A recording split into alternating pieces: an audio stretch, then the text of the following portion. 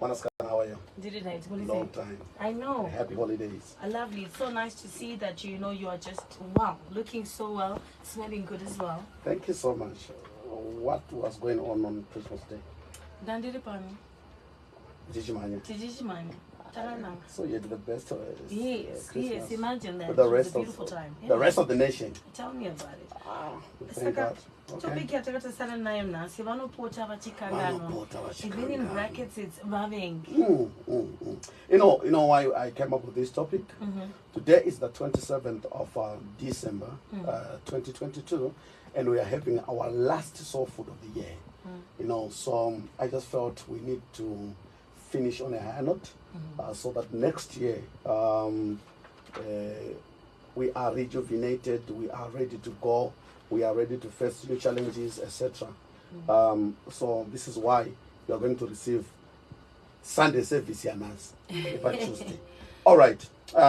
My reading is going to come from the book of Judges, chapter number 16, verse number 21.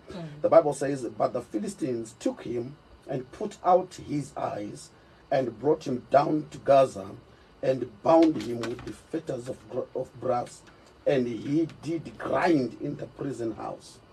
Verse 22, "However, the hair of his head began to grow again after he was shaven." This is my favorite biblical character, Samson. Right. Samson is known to be a womanizer. Vazhinji ukangotara pamusoro paSamson vanongoziva pamusoro pa Delilah. Yeah, you know, that kind of a thing. But if you go into the life of Samson, you'll understand that he was anointed differently from the rest of the people that moved upon the face of the earth. Why? Because Samson was anointed both physically and spiritually. Samson was so mighty. I don't know how he did it. But akaunganidza 300 jackals. Akadzisunganidza miswe. Yes. Akamasaidza muminda yavaFilistia.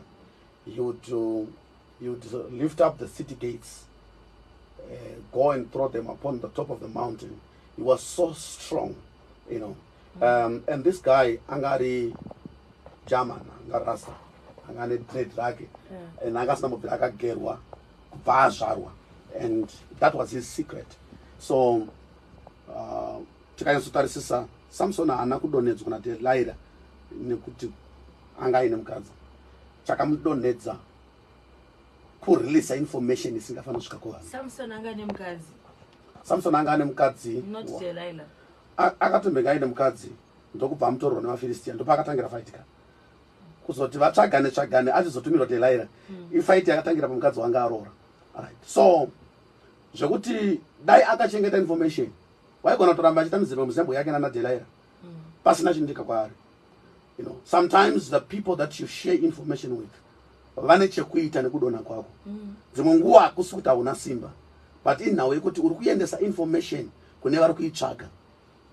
So now when that happened, akaburitsa information on Delilah kuti ndikagerwa, I become just like any other person. So the Bible says Delilah akazongoti Samson arara ndokubva adambura mhotsi 7. Haana kumugera rese, akangodambura 7 mhotsi beds, zvekuti paakamusunga akamushedza akati vaFilistia vauya, zvinonzi Samson akamuka akafunga kuti it's business as usual, I'll just shake myself and fight these guys. But he did not know that the Lord had already departed from him. So the moment he arose, aifunga kuti dread rake richakakwana. Saka kana virtue ichibviswa pamunhu, unogona kufunga kuti uchiri zvauri but usisiri. Kune vanhu kuti vakauya mulife mako, there are things they can take and you don't know that you are no longer with those things. Zvinonzi Amnon paaka repa Tama, he took away her virtue. Tama akazviziva kuti I'm no longer the same. But there are people who are abused even spiritually. There are people who allow every person to lay hands on their heads. Some are not giving you anything. Some are taking actually. But unogona kuzviziva kuti pane chatorwa. They seized him. They gouged out his eyes. And he became a former champion. To just make sure that an ounce of power left on him. Grinder, boy or something, so this is a champion. This was a judge of Israel. He had everything at his disposal, but all of a sudden everything was stripped away from him. He became a nobody. He became a former shadow of himself.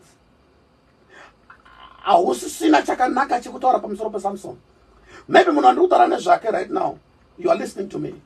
Maybe you had your business, things went south.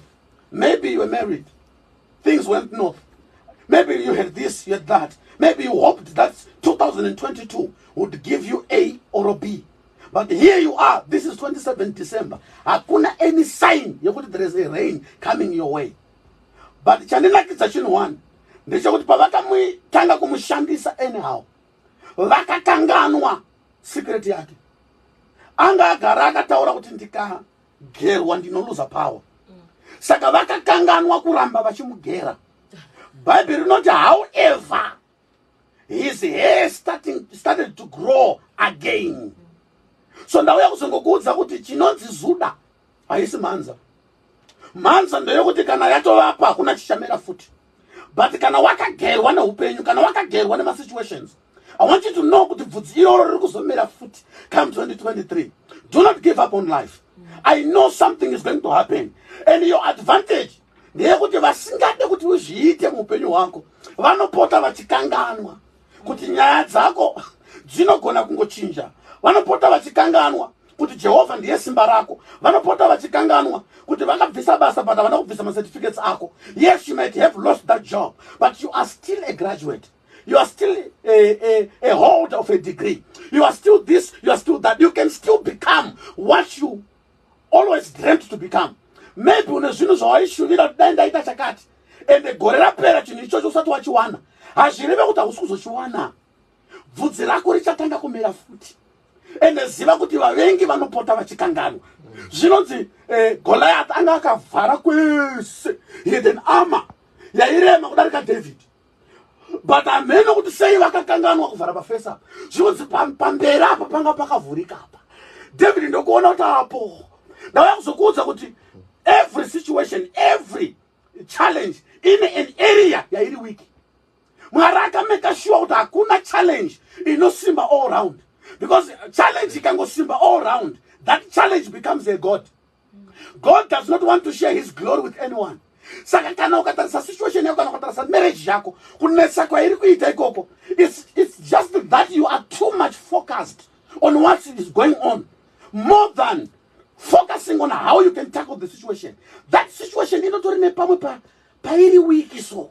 But I want you to begin to reflect on your life. Garapasi funga futi. How did this business close down? Is it because I'm a bad business person? If you're a bad business person, I want you to know that there are lessons for business. You can still go and acquire more knowledge and come back to the same situation and make it in life. That is how to work for you, papi. Kana iri marriage yakaramba, kana iri relationship yakaramba, kana chiri kukuchemedza. Check around. Kana kuti wakaremadzwa an accident. Now you can no longer do what you used to do. Maybe msana wako wakachikoka. Maybe makumbo wako wakachikoka. Look around. What can I do with what I have? Maybe ndakachoka gumbo but murume wangu hauna kuchoka. Maybe ndakachoka gumbo but murume wangu hauna kuchoka. What is it that I can do to make myself stand again? Ndauya kuzokuudza kuti vavengi vanopota vachikanganwa. Pavanokanganwa ipapo, Samson akabva ati kumufana akati anga azochishedzwa kazvino zvakanzi chiuya utambe chipisi papati. Samson ndianga komana entertainment. Ndokubva ashedzwa kuti awezotamba. Achitamba bye. Zviri kunzi akangoti Mwari, I need another touch. Just touch me once more. Ndokubva ati kumufana ndinokumbira kuti undibatise mapillars. The word of God says ndiperekedzei kudombo rakakura kudarika inini. Ndokubva abata mapillars. Then he prayed and said, Lord, give me another shot. From that moment, zvikunzi akauraya maFilistia anodarika akauraya all his lifetime. Ndoda kuti uzviziva kuti unogona kufunga kuti zvapera. There is nothing anymore. Gore rapera. Chapera igore kwete iwewe. Urege kupererana nemazuva. Mazuva anogona kunge apera at 2022. But hope your life yako has not been finished. You can still rise up and run again. You can still rise up and make it again. Micah 7 verse 18 of that. Usafara muvengi wangu kana ndichinge ndadona. Nekuti kunyange ndikadona, kunyange ndikava mudarkness, Mwari achava chiedza changu.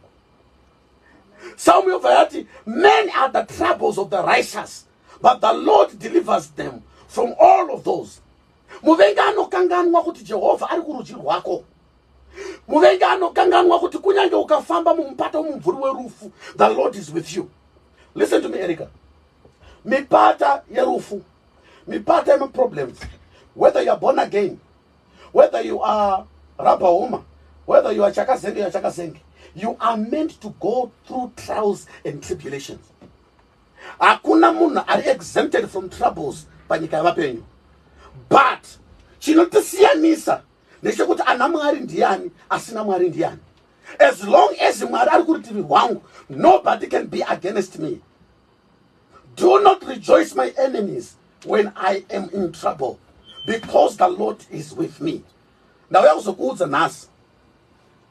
No doubt we tend to reflect and understand that the Lord has not yet closed your chapter. You can still make it in this life. You can still become what you are dreaming to become. No matter the situation, never stop dreaming.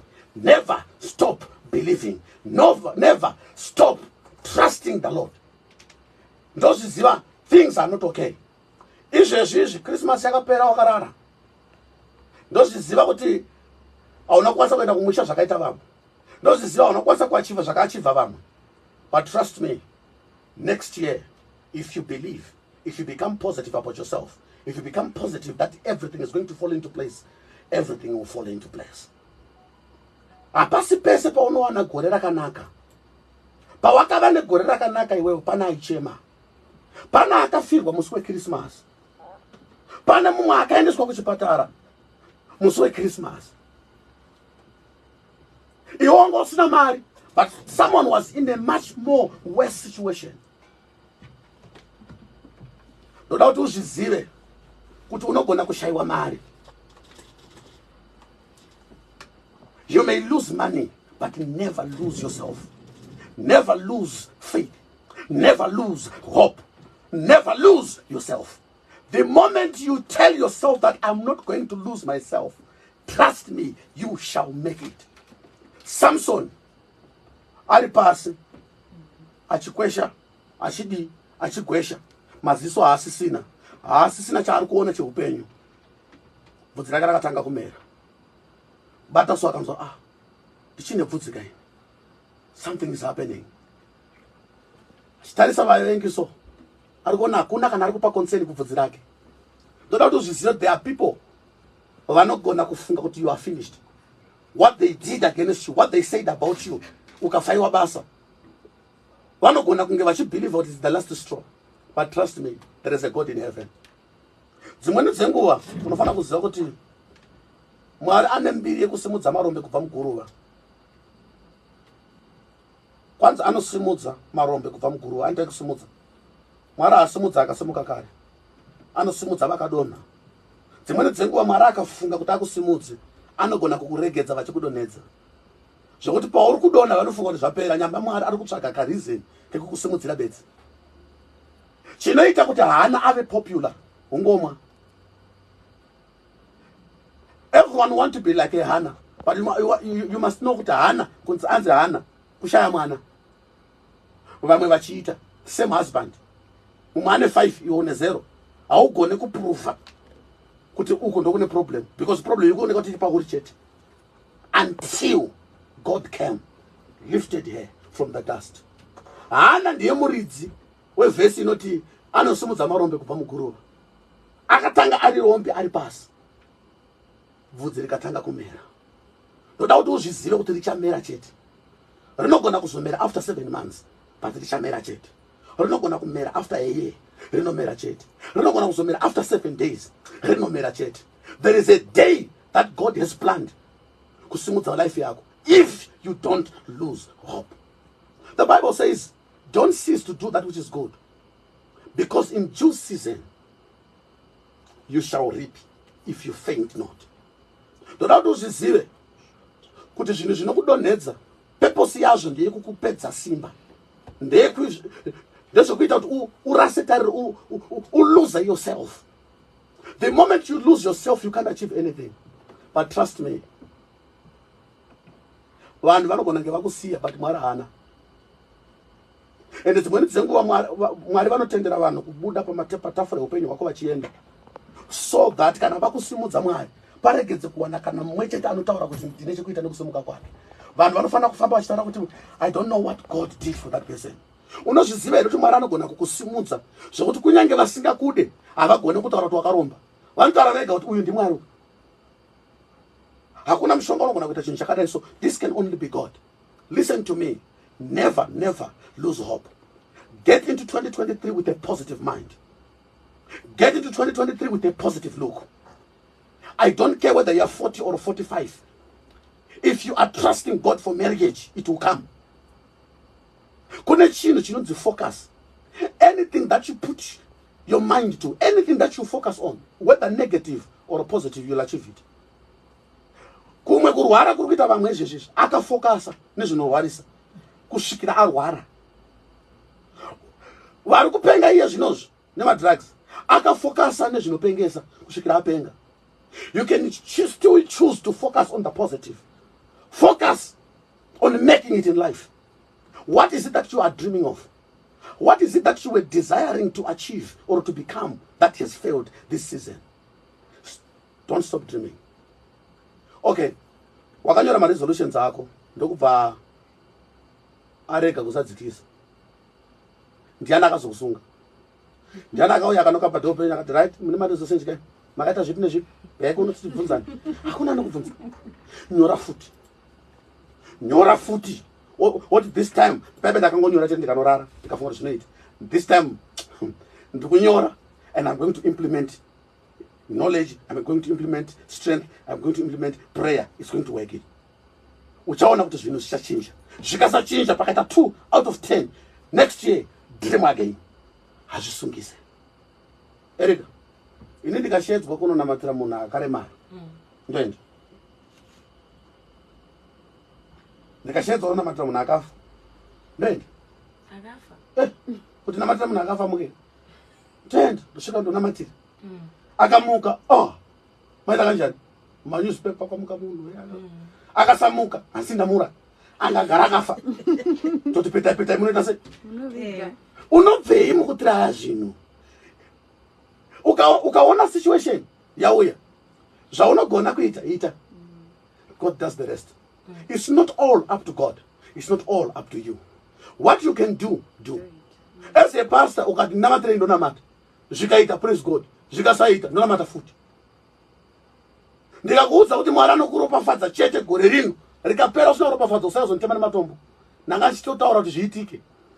Nekuti hazvina kuitika, next year uchaona achitaura futi. Zvinoita, kusvikira zvaita. Why do we have to die before we are dead? Why do you have to give up? Mota isati yapidikuka. Ndakataura last week kuti mota inogona kuluza control. But have you lost control yourself? Kana mota yaluza control, iwe usina kuluza control. Control the car that is lost control. Problem yako, mota ikaluza control, iwe unobva waluza all control. As if you uri mota. You are also mota. Washaya mari, kwa hiyo wazvishaya here. What is it that you can do? Look at yourself. What is it that I can do? And begin to do that which you can do. And see. Now, someone angakaisa caption ekutanzi, if you try, you do not know what can happen. But if you don't, nothing will happen, obviously. So why is it that you want to live with no expectation at all? Life is like a bicycle. You will never fall off until you stop pedaling. Continue believing in yourself. Continue believing that it will happen. Continue believing that you are going to be healed. Maybe une chirwere chikukunetsa and you're still praying about it, you're still getting medication, please do that. God bless you. Don't I'm not 2023. Bishop. Yeah, I'm seeing a lot of responses here, and I think it's just only right to share. It says here, it's a big amen. What a sermon. Thank you. Powerful word. This one is from Babana Kesha. Thank you so much for the word. Ndakabiwa mumbani zuru ndakanzwa kutsamwira mwari chaiko. I'd even cancelled my Bible study today. Asishoko randisimudza. Oh, praise What do you God. have to say about that? That when someone just gives up because they feel like God has shown them, and then I think a lot of people actually go through this where you're like, but mwari waini, and then you get to a point where watongo give up. That is true. Panetika zvinhu kazhinji patakaparidza isusu takakuparidzirai kuti God will always protect you. Saka when such things happen, it's easy to question with, but where is the protection? How could you allow this to happen? Many people ask God that question. But not those that money peace and musimudzwe. Kuti usimudzike kubva muguru unofanira kutanga wadona. Saka dzimwe nguva kutenderwa kudona. Mwari anetendera akaronga zvake. That is so true. On so many occasions I've witnessed that.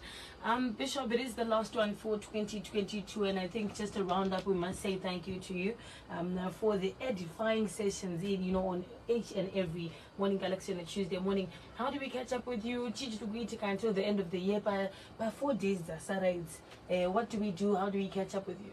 Okay, on Friday we are having our crossover because Musa 31. So on the 30th of December we've got a crossover night by Hilton Sports Club but not in then on Sunday we'll be at home. Tichwana Goreja. Unotibata pa +263 773 115 025. 773 115 025. By Facebook, Takati the BMC. Until next year. 8 January. Thank you so much. It's been lovely being with you in 2022. Next year, but so we catch up with you next week. Next week. Next year is next week. It's been lovely. It is a Morning Galaxy. On a Tuesday morning, was hanging out with big Bishop Musa Kamisola, and he was talking to us about Vanopota, vachikanganwa. Basically, do not give up. It is 10 o'clock. It is the top of the hour. It is time for the news on Star FM.